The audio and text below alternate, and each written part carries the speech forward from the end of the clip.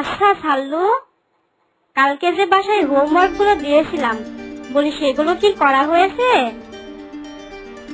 Madam, সে কি আর বলতে, বাড়িতে যত থালা বাসন ছিল, জামা কাপড় ছিল, সব ধুয়ে মুছি একদম ওকে।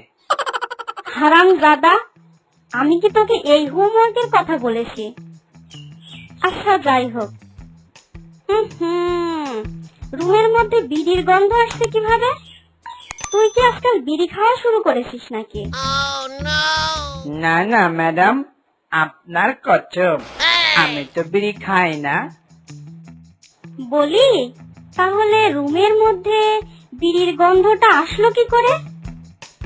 ম্যাডাম, আমার মনে হয় এই বিড়ির গন্ধটা পাশের বাসা থেকেই এসেছে। হারামজাদা, মিথ্যা কথা বলার আর জায়গা পাস না। পাশের বাড়ির বিড়ির গন্ধ কোনোদিন এই বাড়িতে আসে? বলি ম্যাডাম, পাশের বাড়িতে পাঁঠা পালে, সেই পাঁঠার গন্ধ যদি আমাদের বাড়িতে আসতে পারে, তাহলে বিড়ির গন্ধ কেন আসতে পারে না?